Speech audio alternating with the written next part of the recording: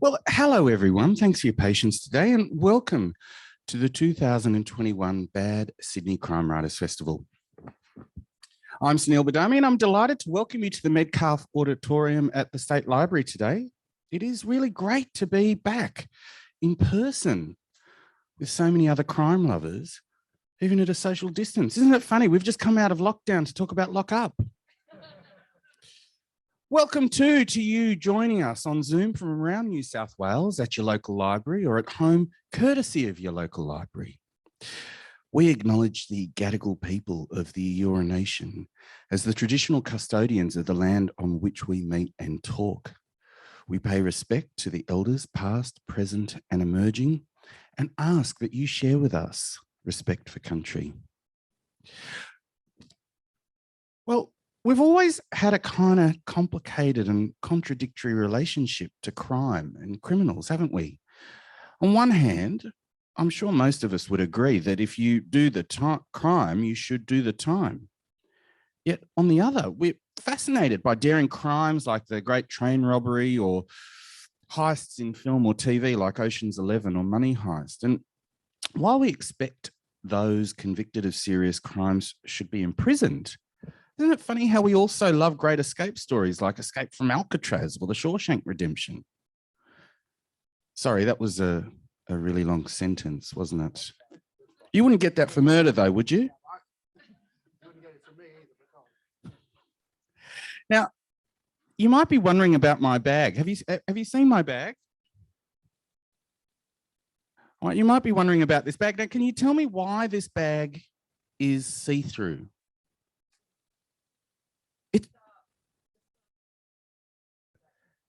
That is absolutely true.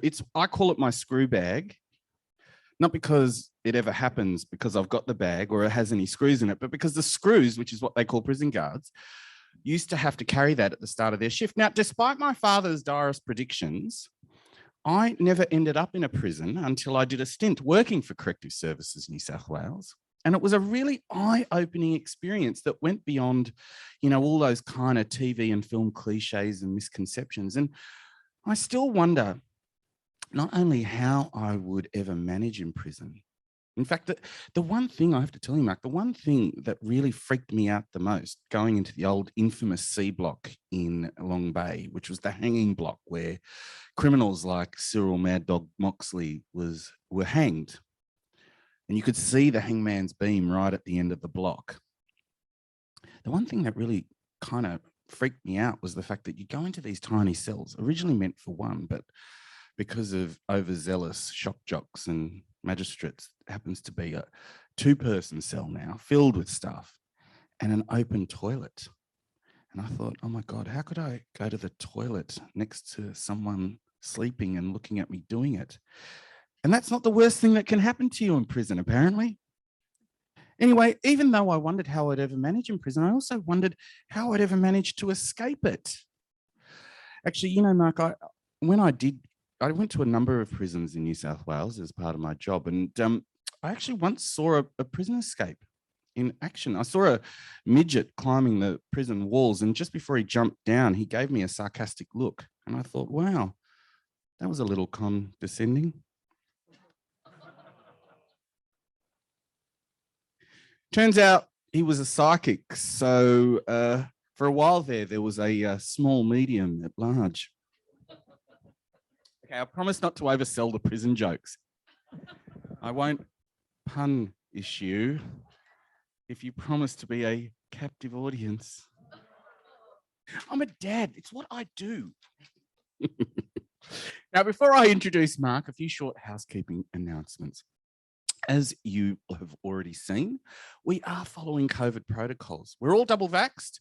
We've all checked in with our QR codes and we should keep our masks on except when eating, drinking, or in the case of Mark and I, when we're on stage and maybe telling another bad dad joke. Social distancing means there are restricted numbers in the room, so please try and respect the protocols. There is hand sanitizer available at the door, and please let one of our lovely volunteers know if you're not feeling well.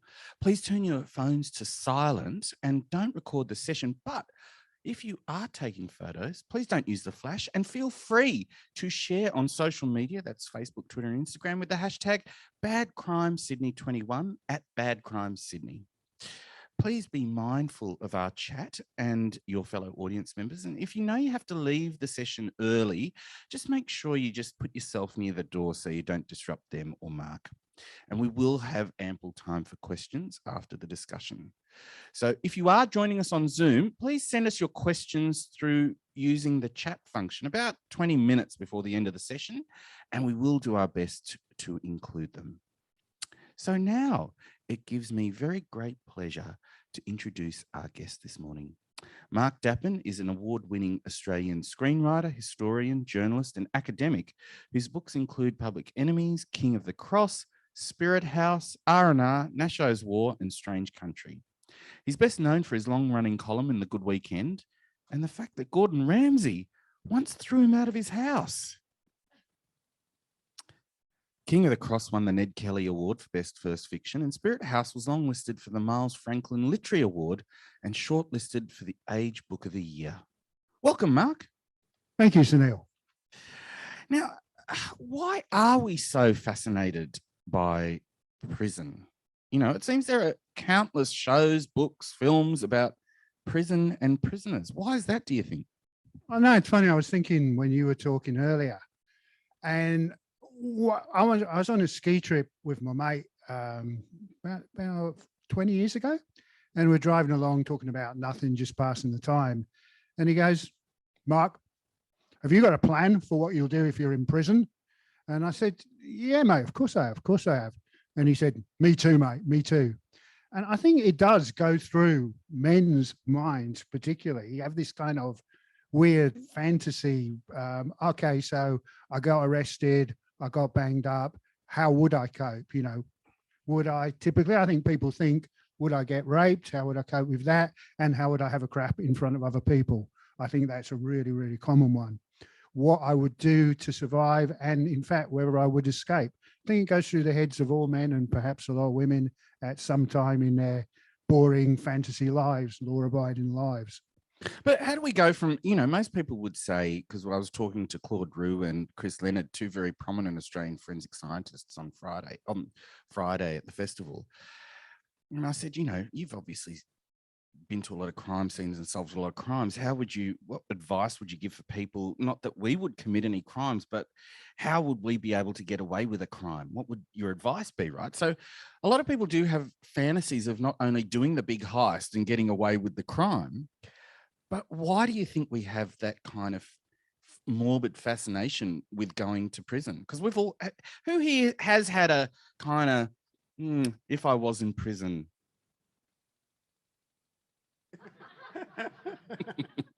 Okay, what did you do?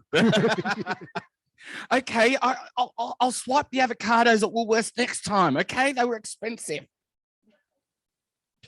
Why do we have the fascination? I think it's probably to do with suddenly becoming separate from the rest of society.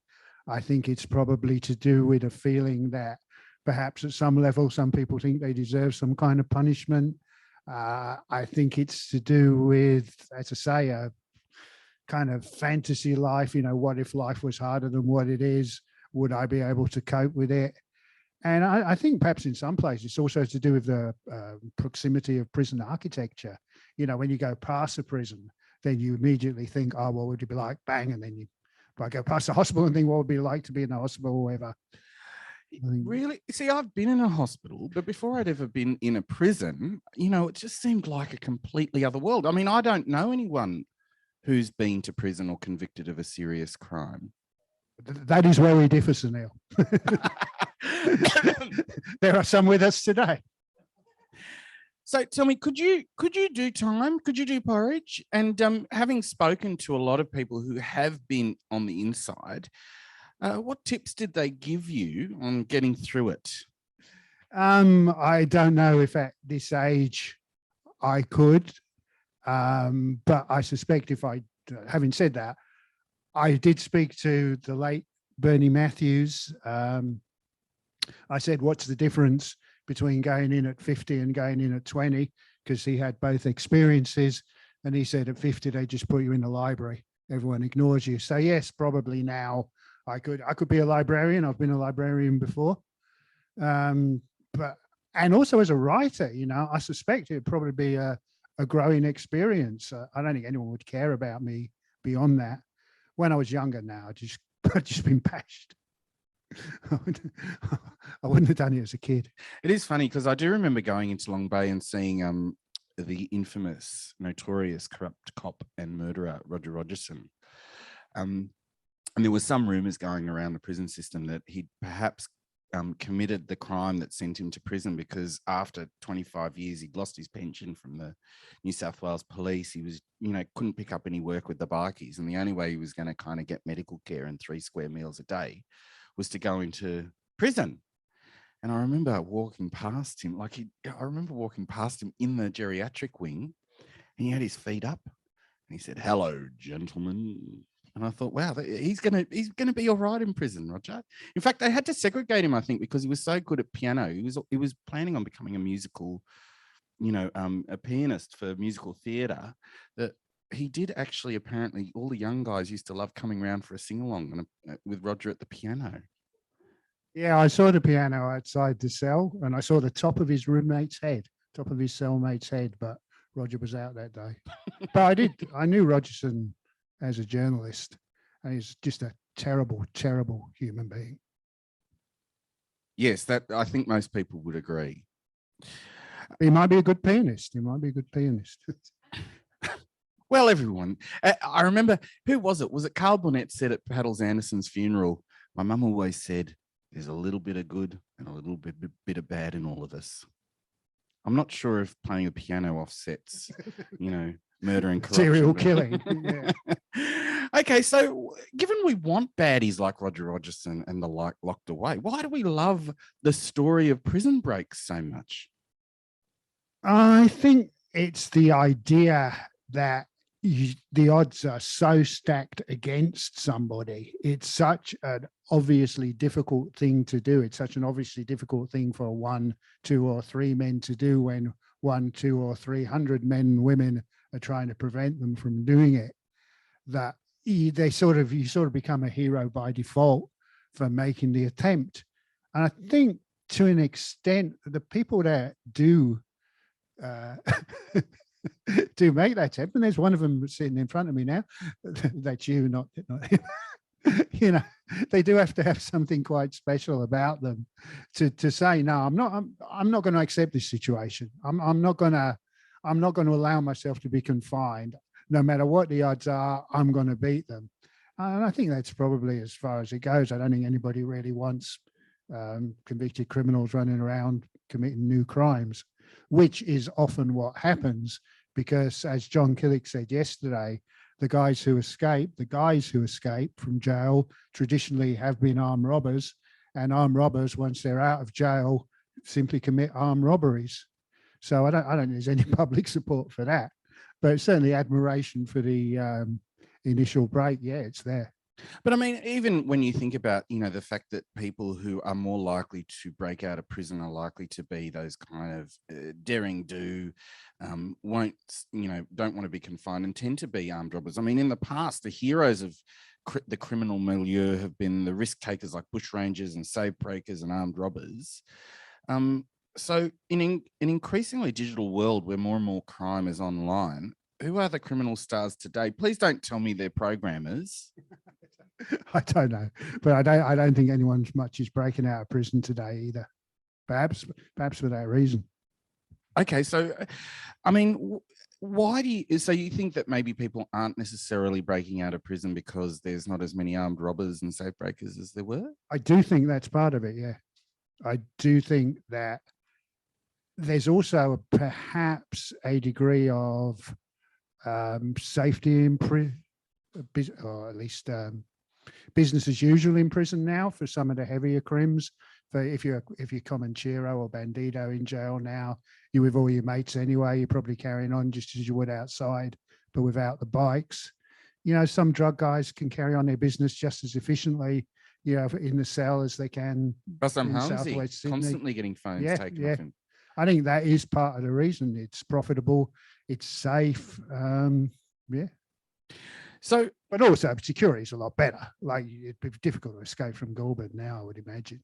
okay, so given the massive increases in detection and surveillance technology, you know, from CCTV to our phones tracking us everywhere, what are the challenges to breaking out now? I don't know. My book pretty much finishes about 2000. So it finishes really with Killick's escape. So I've not really looked into how one would go about it today. But yeah, a lot's changed. The criminal world's changed. Incarceration's changed.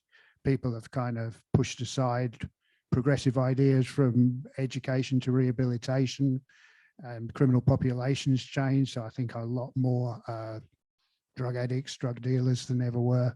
But again, it's not something I really know about. I'm writing from a historical perspective largely. I mean, the utilitarian philosopher Jeremy Bentham first devised. But you wouldn't mention it. No, I'm leading into it. I'm not asking you to talk about utilitarianism. Don't worry. I'm not gonna. Okay, good. Anyway, between you and me, the utilitarian philosopher Jeremy Bentham once just devised the concept of the panopticon, you know, the circular prison, an inescapable prison in which the guards were able to see the prisoners at all time. So we've always talked about, like, I know Cockatoo Island in Sydney was known as Australia's Alcatraz, and we talk about Alcatraz, and we talk about a lot of prisons as being inescapable, but it seems that, well, escape from Alcatraz, right? Or, you know, Captain Thunderbolt escaping from Cockatoo Island. Are there any truly inescapable prisons, do you think? Well, I've been thinking about that since you promised not to raise Jeremy Bentham.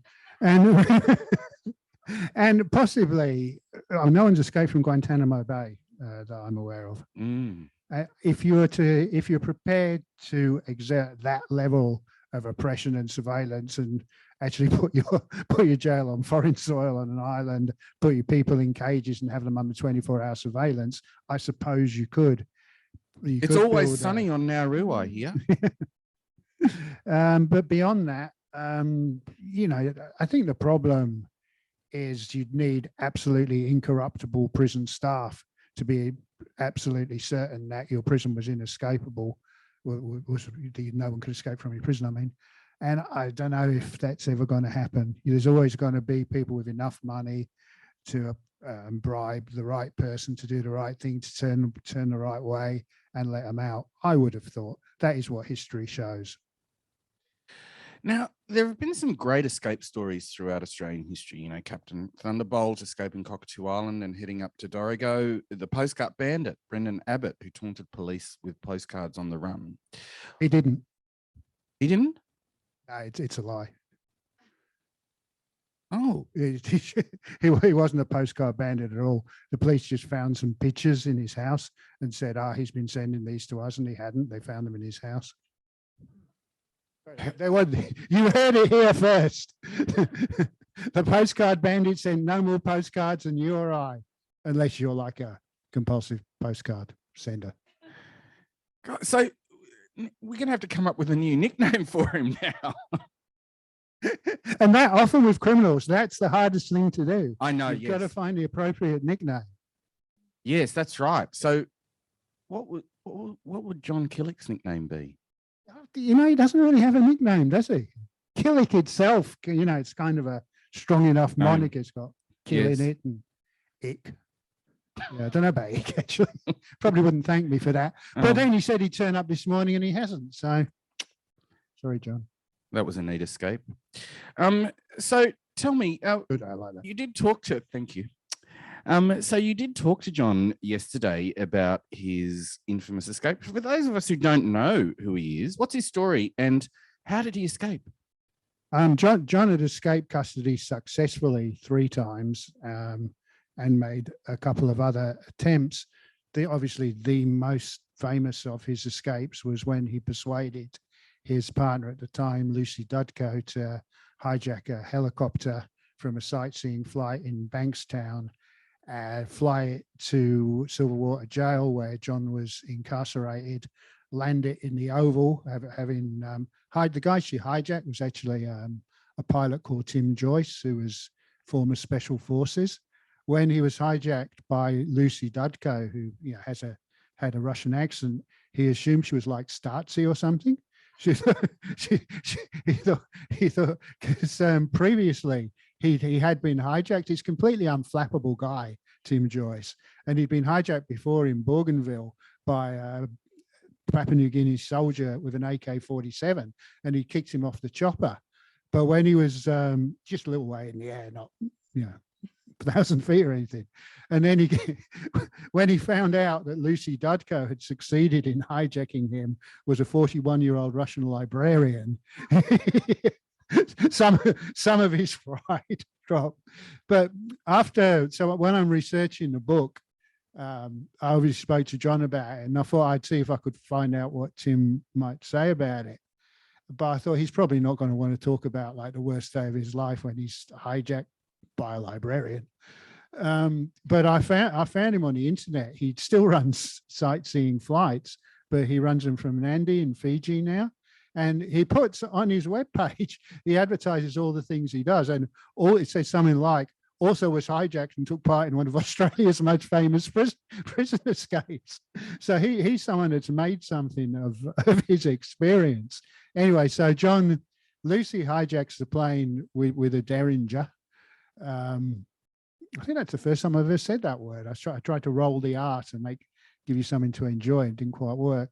Then she lands in the Oval at Silverwater. John has seen that it's possible to do this particular escape because it's 1999 and Silverwater abuts Sydney Olympic Park, and there's helicopters coming in and out of the construction site all the time. So normally, obviously, a helicopter over a jail is going to set alarm bells going off, literally and metaphorically. But there were choppers all the time, so he thought this one would go unnoticed. It did. He landed it in the Oval, where, astonishingly, John had a substitute chopper pilot waiting.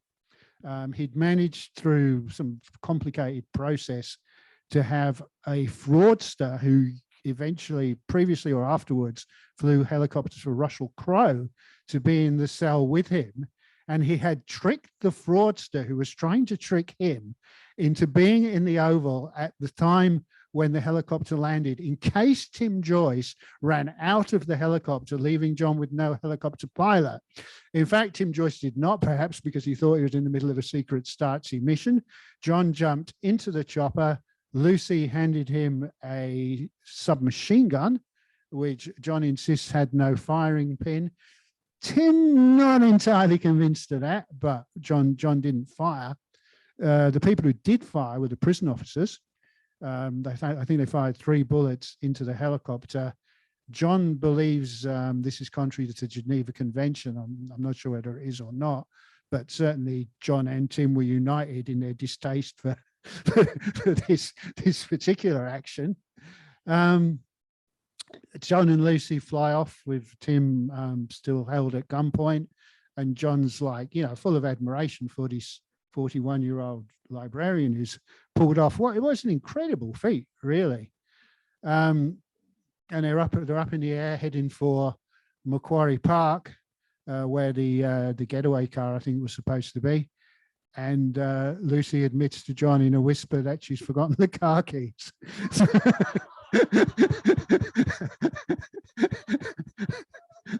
What can you do? Because John's like, how mad with her can I have been?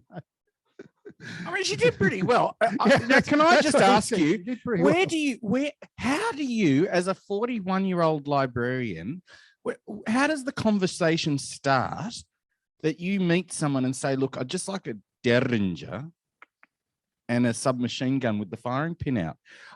What kind of ad on Gumtree do you have to put up? I think I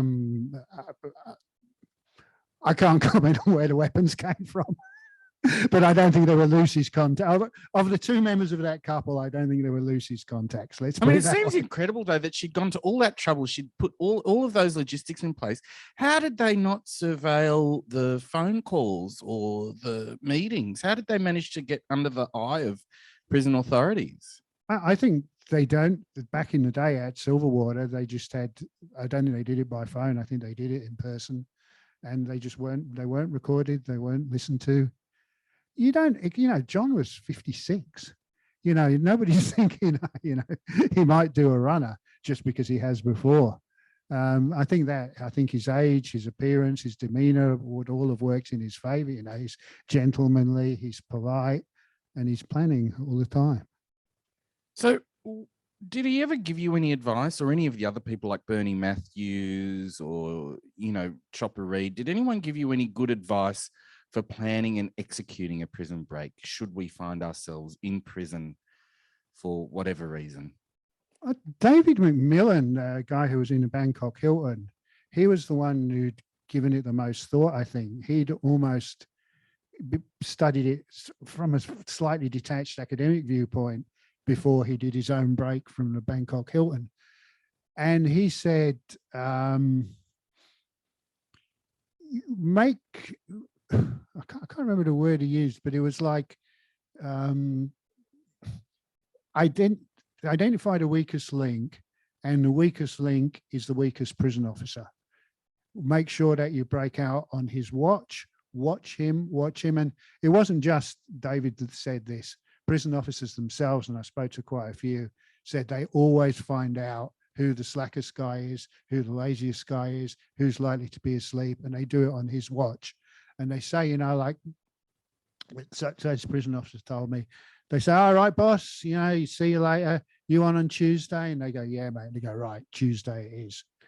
The other tips that David gave, I suppose, were conceal your escape equipment as if it were something else, build cupboards and use them as ladders. It's probably more practical in a Thai prison than in the Bay.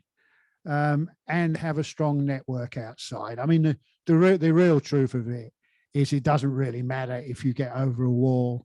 The majority of prisoners, once they get over a wall, they run to their mum's house, their wife's house, their girlfriend's house, and the police got there half an hour before. They're waiting before the tearful reunion. What you actually need is a group of people, or one person at the very, very least, who can look after you, who can take you to the next stage in your journey. Mcmillan, I think, made his connection in jail in Thailand with a guy who was able to provide him with money and passports on the outside. I think, according to his story, he was astonished that the guy came through, but he had no other choice.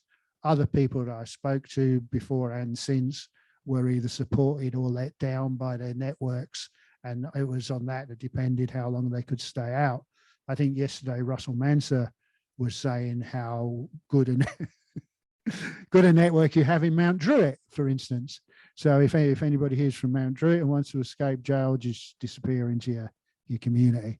Whereas other communities, you obviously got to stand out a lot more.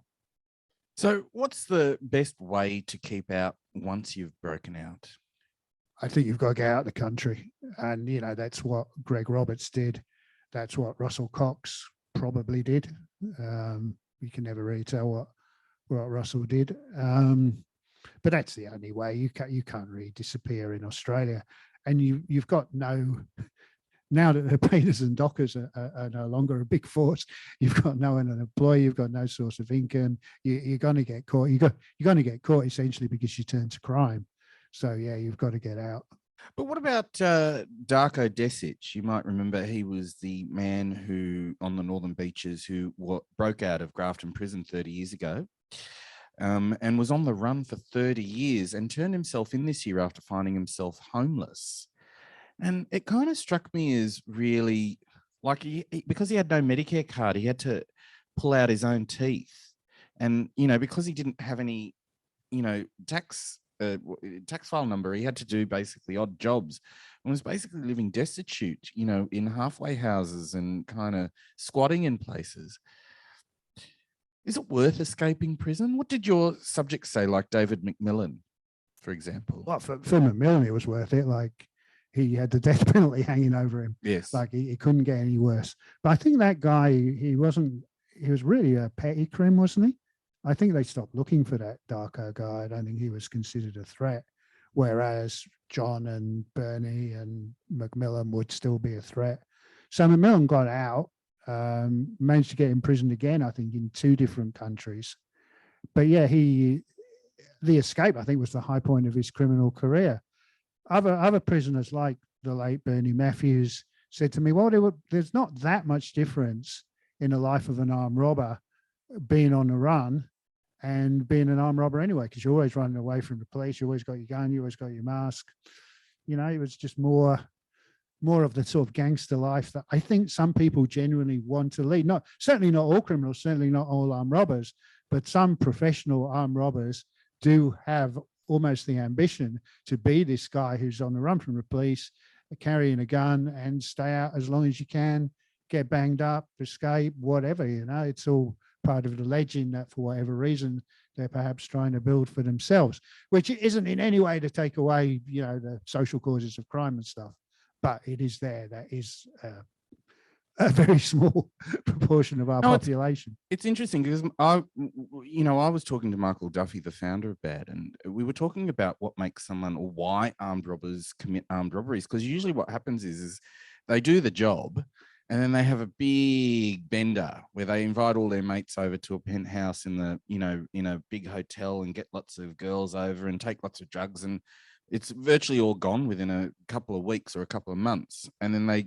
do it again. And he said that he'd spoken to a few armed robbers, and they said that the best part of the job was planning the job, you know, and not even doing the job, but planning the job, getting ready for it. It was that kind of adrenaline, you know, getting ready for it.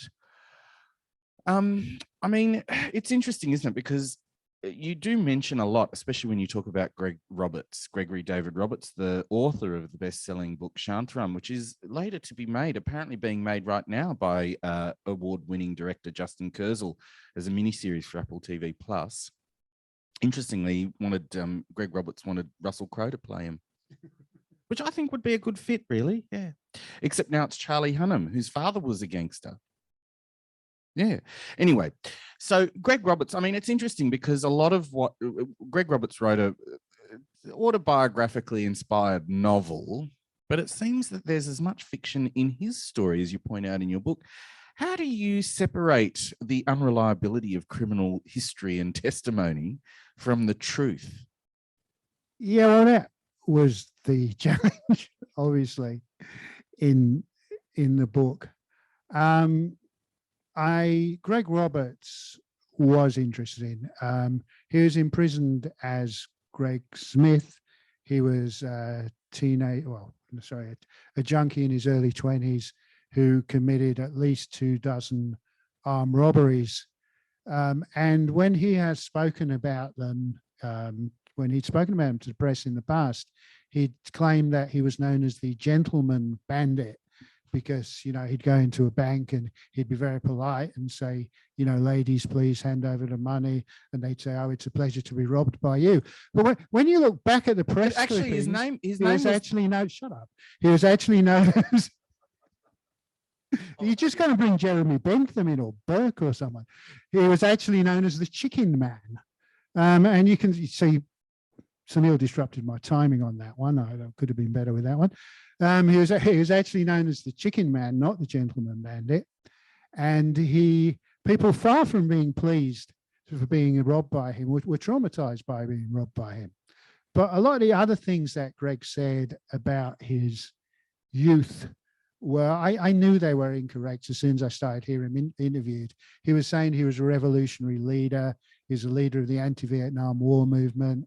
I'd written two books that discussed the history of the anti-Vietnam War movement, and I'd never heard of Greg Smith, Greg Roberts, although I knew his comrades. Started ringing around his comrades, and there were very, very mixed views of him. One of the most prominent Australian Maoists of the day, because Greg was connected with the Maoist, I didn't put this in the book, but he said, I won't use the language he said, but basically, I'll tell you the truth. And if you print it, I'll deny every word. So some of what he said did inform my questions to other people. It became apparent that A, he was not a revolutionary leader. B, he was, you know, to some extent a fantasist. He was always quite a violent guy. And everyone was surprised that he became an armed robber. But since the book came out, bizarrely, I received a phone call from the woman who helped him, and she said, "You got half of it right. This is the real truth." And she told me the way she saw it. She was his partner at the time, not his ex-wife, but his partner at the time of the escape. And they were on the run together. And she told me her story. And I said, "What do you want me to do with it?" And she said, "Come and see me at Melbourne," which I'm going to do in a couple of weeks. And we'll see how we can use it. Because I did get some things wrong.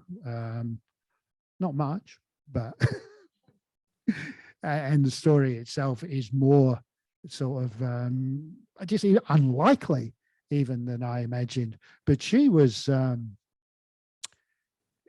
angry at him because he'd left her out of the story.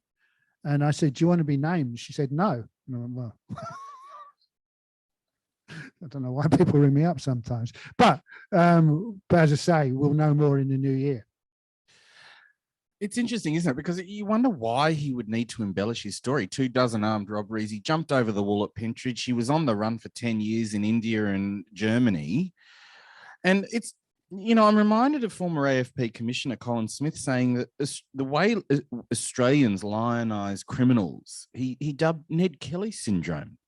So how did you kind of address that or avoid that, given your personal relationships with many of the people in the book who were the superstars of the criminal milieu, being armed robbers and prison escapees?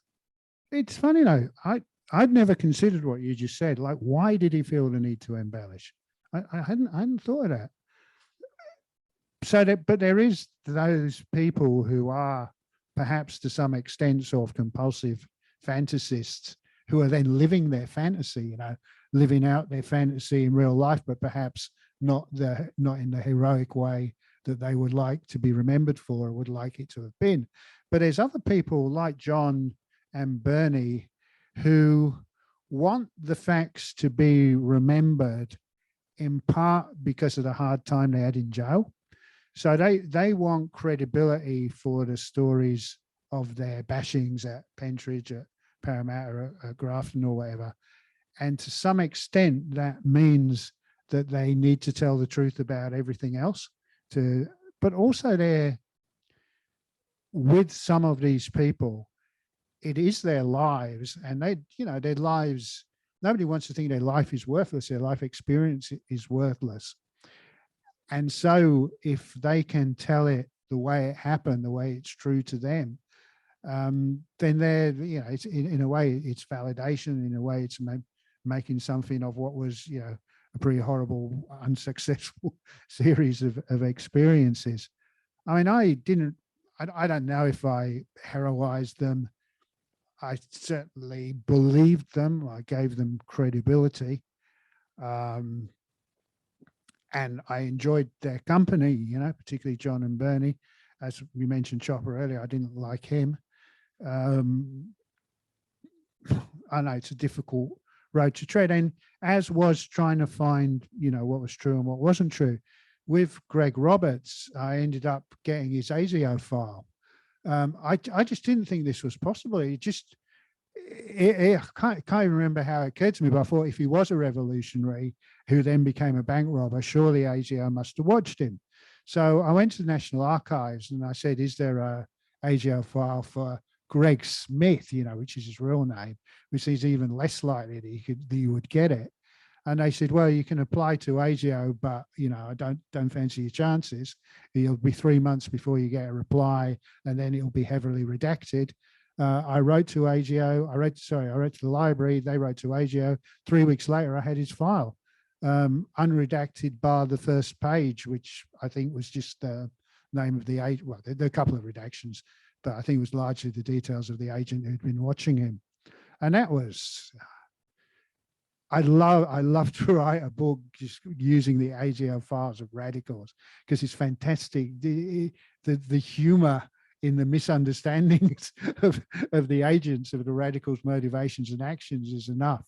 But there's also this, you feel every page is turning, you're being led into a secret. It was brilliant. I remember that day in the archives with great affection. But He'd be having said great in the that, prison library, wouldn't he?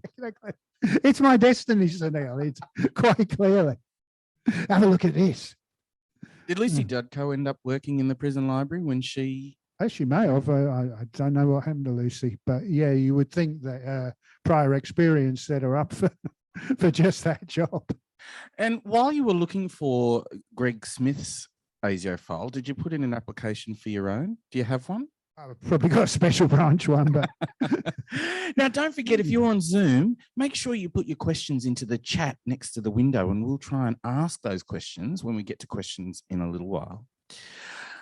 So look, you've written about Abe Saffron fictionally in King of the Cross, and Ray Denning, Mad Dog Cox, and the golden age of armed robbery in the 1970s and 80s, and now Prison Breaks. And I guess you're a very prolific author over the years, and it follows on from a long series of books, as you mentioned, about war and the trauma of war and Vietnam and the Second World War, including your Miles Franklin long-listed book, Spirit House. See, that makes up for me breaking. Makes up for the interruption earlier, yeah. So what turned your interest from the military to the criminal, and how are they connected? Really, it was... it started off, I was interested in what happened to the protesters at the end of the Vietnam War more than anything else. I wasn't particularly interested in criminality as such, but I was interested in the brief existence of a political underground in Australia. I was interested in the people who sheltered draft dodgers, how they did it, how they kept them away from the authorities, and how indeed they were linked to one another. So after I'd done a little bit of work on that, I started to wonder whether, because some of the same people were involved in prisoners' rights, prisoners' solidarity movements, I started to wonder whether it was some of those same people who safeguarded, safe-housed Ray Denning when he first got out of jail. It turned out that it was, although they were most of them were very unkeen to discuss it. And I then... So the whole journey of 60s and 70s radicals, from a kind of single issue anti-Vietnam War stance, which is where many of them began, to the new social movements, gay rights, feminism, and prisoners' rights, was what fascinated me initially. But then I realized other people weren't as interested in that. They just wanted to have tough guy stories. So that's really what I started to incorporate the armed robberies and stuff. It wasn't where I was coming from. In the same way as with military histories, I'm not interested in battle. I'm not interested in that kind of boys' own military history, but I'm interested in military sociology, and I'm interested in the impact of national service on ordinary people, more even than I am about combat trauma. Just the idea of being a captive, essentially. In a way, I think although I haven't considered it, in a way, I think national service and prison to me were quite, they were on a parallel. You're stuck in an entirely disciplined environment outside the rest of society, surrounded by men, tough guys shouting at you, punishing you. And I guess initially I thought making you do stuff you don't want to all the time. In fact, I think a lot of national servicemen did want to do what they were doing, but that was something that kind of unfolded before me as I did my research. So I think that's where the parallels lie. It's a long answer.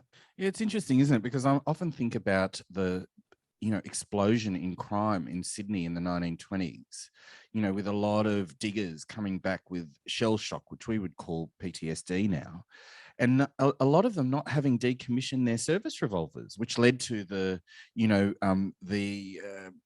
laws passed that prevented people from carrying guns around in the 1920s, but it resulted in the razor gangs and the razor wars as a result of not being able to carry arms. And I think it's interesting, isn't it, a connection between, and we can see that, I suppose, in a very prominent war crimes trial, a defamation trial going on at the moment, where on one hand you are kind of celebrated for being aggressive and killing people, and that's what you do. And then having to come out of that with that same mindset that has been inculcated into you through rigorous training. And now you're not meant to be aggressive. You're meant to not, kind of act physically or with your fists without thinking. You're kind of not meant to do any of that. How do you break that kind of cycle from the military to, to civilian society? I think, and again, it's not really what I've been writing about, but I have considered it. I don't think you'll find, for instance, any actual proof of something like you might call a Rambo syndrome statistically among Australian Vietnam vets. I actually think military veterans these days are less likely to commit crime, even violent crime, than most people, most ordinary people. I think they're inculcated with very efficiently with an ideology that you use your violence for a purpose, and that is a higher purpose, and also you all use it together. But the SAS thing is interesting because there have been prominent special forces veterans, particularly in WA, where they were, and some of them stay, who have been involved in quite complex acts of criminality. And they're far more individualist. They're individualist in their training and in their sort of commando style approach to combat. I don't think the military in any way sort of inculcates criminality. There might be certain other undesirable personal traits that come out of military training, but soldiers are generally violent for a purpose. Second World, after the First World War, it's a slightly different case, and they were kind of almost demonized, some of the returned men. I mean, in the newspapers, reports of crime would specify, if it was a violent crime, the assailant was wearing an RSL badge or something, which seems incredible now when you think of the respectability that the RSL had gleaned. But no, I think soldiers turn it off. Probably they don't turn it off in the privacy of their own homes often, where their trauma has probably worked out on their families, but I don't think they present a criminal problem particularly. Now, don't forget to share your pictures, share your thoughts on Facebook, Twitter, and Instagram with the hashtag BadCrimeSydney21 at BadCrimeSydney. And now it's time for a few questions. We'll be taking questions from you in the audience and also from you at home or in your library on Zoom. Now, as I mentioned, I didn't mention it at the beginning of the session, but we don't have microphones. So if you do ask your question, please yell out loudly. And what I'll do is I'll repeat it on the mic for everyone at home. Because time is limited, please kind of limit yourself to a question, not a statement, rumination, or meander. There'll be time enough for that after the session. So I will be listening for the inflection, okay? And if you do go on, either I or Mark will be forced to wind you up, likely Mark. Okay, so who's got a question? So the question was, well, we've all been in lockdown or quarantine for quite some time, you may have noticed, and we've all been forced to wear masks. What has that done to the notion of criminality, Mark? It's funny because when lockdown started, I'm on all these Facebook pages for crims, and they're going, this is shit, but at least I've already gotten the mask.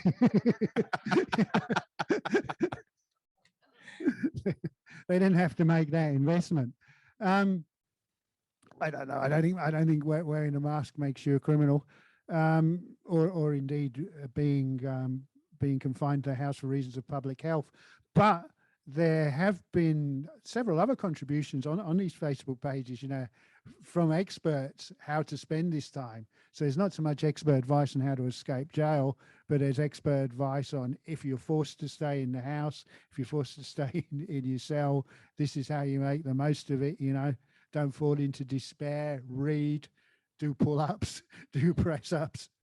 But so I got to say, yeah, some prisoners were in absolute despair that they finally get out on parole and then they're still not allowed past their balconies. So, yeah, so do escapees who've been caught and then brought back to prison, do they get extra respect from everybody still inside? Yes, definitely. Definitely. They are looked up to. They're the men, they become the aristocracy in some respects. I mean, it's all about, I think, sticking one finger, two fingers where the upper authority, and you cannot do that with any greater impact than saying, okay, I do not accept the fact that I'm imprisoned. I do not accept your right to imprison me, and I do not accept that you can do it, so I'm leaving. So yes, I think they do definitely get that respect. Whether it's worth the extra 20 years they get's another matter, or 10 years or whatever. So, you know, you've written about a lot of traumatic events, Mark, you know, war, imprisonment and escapes. And how do you deal with the underlying trauma that affects, you know, soldiers, prisoners, criminals, escapees? How do you, you know, in talking about the stories that you mentioned before, where people have talked about their treatment in prison or in juvenile detention that may have, or their childhoods that may have led them on this path, how do you deal with that trauma and your own emotions in talking about it? Was that the question?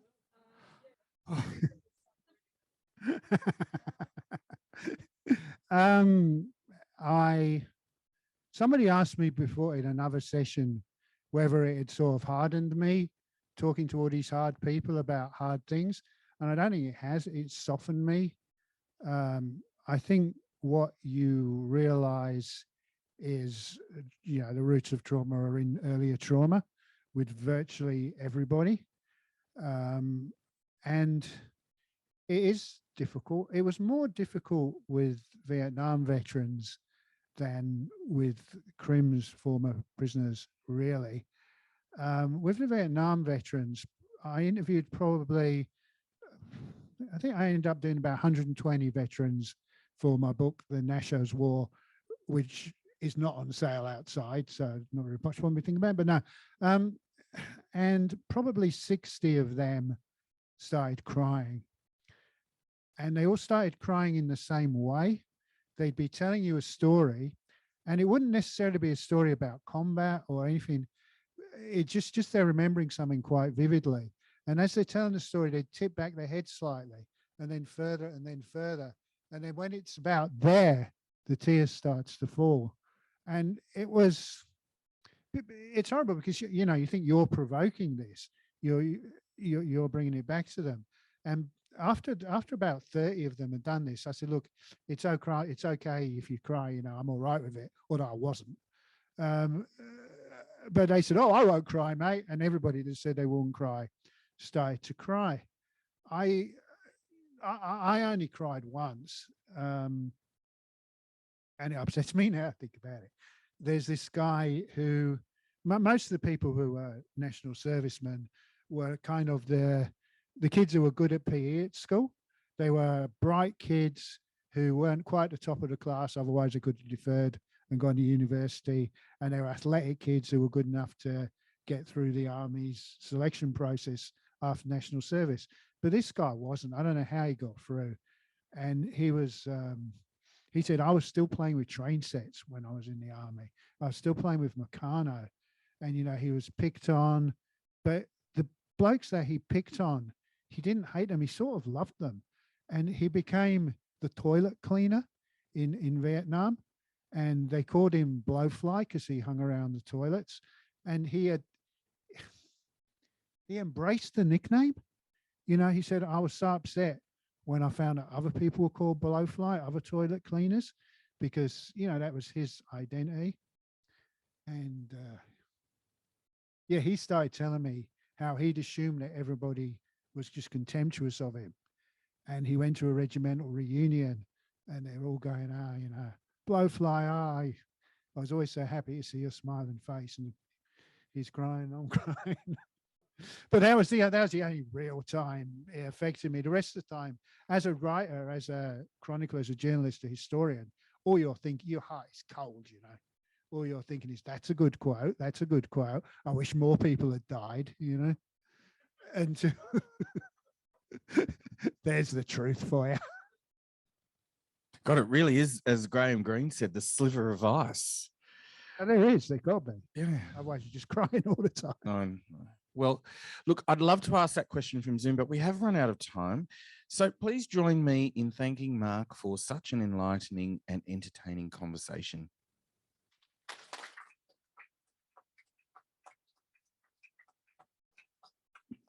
And thank you, Sunil, again. Interruptions aside. Yeah, interruption aside. Please, for Sunil.